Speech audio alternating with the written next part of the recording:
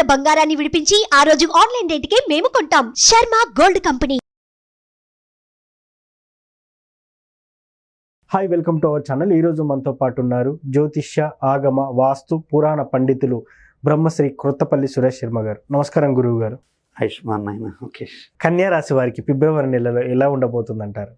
డిస్గాస్టింగ్ దశలు ఉన్న అంటే గ్రహాలు అందరికీ చూస్తే ప్రతి జ్యోతిష్కుడు ఈ నెలలో మీకు ఏదో ఇబ్బంది కలుగుతుంది, మీరు చాలా ఇబ్బంది పడతారు, కొంచెం ఫైనాన్షియల్గా నలిగిపోతారు అని కన్యా రాశి గురించి వాళ్ళ వాళ్ళ వ్యక్తిగత అభిప్రాయాలు ఎవరన్నా చెప్తే చెప్పొచ్చు. కానీ బెస్ట్గా డబ్బులు సంపాదించుకునేది, హ్యాపీ లైఫ్ లీడ్ చేసేది, అట్ ద సేమ్ టైం కొంచెం మానసికంగా కూడా కొన్ని తెగు నిర్ణయాలు తీసుకోలేని పిరికితనం కూడా ఎక్కువగా కనపడేటువంటి రాశి ఈ రాశి.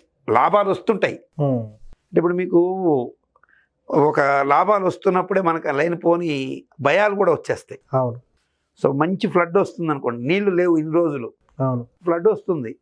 ఈ ఫ్లడ్ వస్తుంది, ఫ్లడ్లో నీళ్ళు వస్తున్నాయి అని ఆనందం ఒకవైపు ఉంటే, ఇది పైనుంచి వస్తున్నాయి ఫ్లడ్, ఎక్కడెక్కడ చెట్లు కూలిపోయినాయి, అందులో పాములు ఏమి వస్తున్నాయో, చెట్లు ఏమి వస్తున్నాయో, మొసళ్ళు వస్తున్నాయని ఆ నీళ్లు ఎంజాయ్ చేయాల్సింది పోనిచ్చి దిగడానికి కూడా భయపడిపోతుంటాం. సో ఫ్లడ్లో ఇవన్నీ కొట్టుకొచ్చి మనకు ఏదో హార్మ్ఫుల్ చేస్తాయి. ఏవి నిన్నేమి చేయవు. ఈ నెలలో చాలా వరకు హ్యాపీ లైఫ్ లీడ్ చేసేవాళ్ళు ఎవరైనా ఉన్నారంటే వాళ్ళు కన్యారాశిలో ఉంటారని నేను ఖచ్చితంగా చెప్పగలను.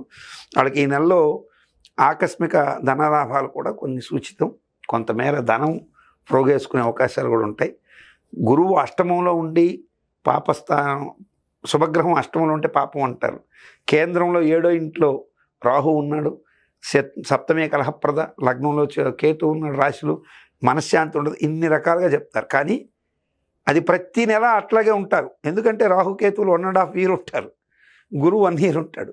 కానీ ఈ పర్టికులర్ ఫిబ్రవరి నెలలో నాకున్నటువంటి పరిజ్ఞానాన్ని బట్టి కన్యా రాశి వారికి అయితే ఎయిదర్ జరిగితే బ్రహ్మాండమైన లైఫ్ అయినా జరుగుతుంది, మిడిల్ లైఫ్ అయినా జరుగుతుంది. కానీ డిస్గాస్టింగ్గా అంటే వర్స్ట్ పీరియడ్, అన్ని రకాలుగా దెబ్బతిన్నాం అనేటువంటిది ఉండే క్వశ్చన్ అయితే లేనే లేదు.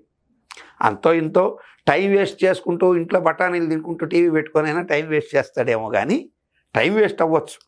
అది కూడా లేచి కొంచెం ప్రయత్నం చేసి ఏదైనా ఎర్నింగ్ చేసుకుందామని వెళ్తే ఖచ్చితంగా ప్రాఫిట్ అయ్యే అవకాశాలు ఉంటాయి. సరే గమ్ముకుందాంలో వెళ్ళకుండా అంటే గమ్ముకూర్చోవచ్చు. కానీ రాజకీయ నాయకులకి మనోభీతి ఎక్కువ అవుతుంది. ఓకే. అంటే వాళ్ళకి ఆశించిన పదవి వస్తుందా రాదా, అందులో ఇప్పుడు ఎలక్షన్ సీజన్ నడుస్తుంది, ఆ టికెట్ నాకు వస్తుందా రాదా, నేను ఈ నాయకుడిని సపోర్ట్ చేయాలన్నా వద్దా, ఈ వెనకపోతే నా కొంప మునిగిపోతే, ఈ ఆందోళన భయాలు వెంటాడతాయి. కానీ ఈ నెలలో వాళ్ళు ఏ నిర్ణయం తీసుకున్నా అది వాళ్ళకి పాజిటివ్గా వెళ్ళే అవకాశాలు ప్రస్ఫుటంగా ఉంటాయి. కన్యారాశి వారికి అయితే చాలా బాగుందండి. గురువు గారు, చాలామంది రాశి ఫలితాన్ని నమ్ముతారు, నమ్మరు. సో నేనైతే ఒక ఆస్ట్రాలజీ చేసే ఒక యాంకర్గా మాత్రం నేనైతే నమ్ముతాను. కొంతమంది ఏమంటున్నా అంటే నీది నాది ఒకటే జాతకం, కానీ నువ్వు నీచుడివి, నేనేమో రాజయోగినానా అని ఇట్లా అంటుంటారు. సో నిజంగా ఈ రాశి ఫలితాలన్నిటి ఎవరికి వర్తిస్తాయంటారు? ఫస్ట్ మీలాంటి వారికే కాదు నాన్న, మీరు మామూలుగా హేతుబద్ధతతో ప్రశ్నించిన, ఒక రేషనలిజం భావంతో ప్రశ్నించిన, నాస్తిక భావంతో ప్రశ్నించిన, లేదు పూర్తి సంపూర్ణ దైవభావంతో ప్రశ్నించిన ప్రశ్న అయితే ఒకటే, అసలు ఈ రాశి ఫలాలు పనిచేస్తాయా? అవును, ఖచ్చితంగా పనిచేస్తాయి. అయితే ఇక్కడ చాలామందికి మరి నేను వృషభ రాశిలో ఉన్నాను, నా పేరు వెంకటేశ్వర్లు, నాతో పాటు పక్కనే వెంకటేశ్వర రెడ్డి గారు ఉన్నారు, ఆయనేమో బ్రహ్మాండంగా ఈ సంవత్సరం సంపాదించాడు, నేనేమో అడుగును పడిపోయాను అంటారు. మరొక ఆయన వెంకటేశ్వర చౌదరి గారు బ్రహ్మాండంగా సంపాదించారు, వెంకటేశ్వర శాస్త్రి గారు బాగా సంపాదించారు, నాకేమీ లేదు అంటారు. బిలో ప్రావర్టీలో ఉన్న అతను అసలు ఇది ఏవి పట్టించుకోకుండా కూడా కొంతమంది వెళ్ళిపోయేవాళ్ళు ఉంటారు. ఇక్కడ మనం రాశి ఫలాలు ఒకటే, మరి బాగా గుర్తుపెట్టుకోవాల్సింది ఏంటంటే అందరికీ సమమైన ఖచ్చితమైన ఏజ్ ఫ్యాక్టర్ ఒకటి ఏంటి, రోజులు సెకండ్స్తో కూడా ఒకే సమయంలో పుట్టడం అనేది జరుగుతుంది. అవును. కానీ వాడెవడో నువ్వు ఎట్లా ఐడెంటిఫై చేస్తావు? చేయలేం. ఒక గంప నిండా ఒకే చెట్టు కాచిన పండ్లే, అవును, అన్నీ ఒకే సైజులో మామిడి పండ్లు ఉన్నా ఎక్కడో లిటిల్ బిట్ డిఫరెన్స్ ఉంటుంది. అవును. మీరు కావాలంటే మీరు దీంట్లో నక్షత్రగ్రహ తారకానాం అని ఆదిత్య హృదయంలో ఉంటుంది. నక్షత్రగ్రహ తారకానాం అంటే నక్షత్రాలు వేరు, గ్రహాలు వేరు, తారకలు వేరు. ఇప్పుడు మనకు ఆకాశం నిండా కనపడేవి తారకలు, సో నక్షత్రాలు అనేవి సపరేట్. ఈ నక్షత్ర మండలాన్ని పట్టి ఆ రాశిలో ఎవరు పుట్టినా అశ్విని నక్షత్రంలో పుట్టిన వాళ్ళు ఉంటారు.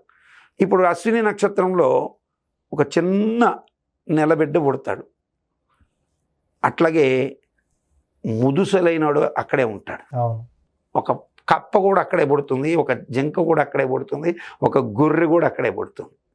సో ఇవన్నీ పుడతాయి. పుట్టడం అయితే నక్షత్రాలు అందరూ పుడతారు. కానీ దీంట్లో శాస్త్రము వర్జించింది చాలా ఉన్నాయి. ఇవి చాలామందికి తెలియదు.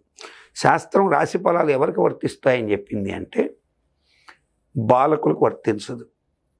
60 సంవత్సరాలు ఏదైతే మనకున్నాయో అవి దాటిన వాడి మీద జ్యోతిష ప్రభావం పోతుంది. బధిర అంటే గ్రుడ్డివారు, వీరి మీద జాతక ప్రభావాలు తక్కువగా ఉంటాయి, ఉండవని కాదు తక్కువగా ఉంటాయి. పొంగుణ గుంటివారు, వీరి మీద తక్కువగా ఉంటాయి. అట్లాగే మతిభ్రంశత్వం, పిచ్చివాడి మీద జ్యోతిష్యం పనిచేయదు. మరి మనకు మంచి కోసమే శాస్త్రం ఉందనేది. కాబట్టి రాశి ఫలాలు మీరు దాంట్లో చూసి భయపడిపోవద్దండి, తెలుసుకోండి. సజెషన్స్ ఉంటే దాన్ని ఫాలో కండి. ఒకవేళ మంచిగా ఉంటే హ్యాపీగా ఉండండి, చెడు ఉంటే భయపడద్దు, హ్యాపీగా ఉండండి. అది రాశి ఫలాల గురించి. సో ఫిబ్రవరి నెలలో కన్యా రాశి వారికి ఎలా ఉండబోతుందో చాలా చక్కగా వివరించారు గురుగారు. Thank you. ఆయుష్మాన్.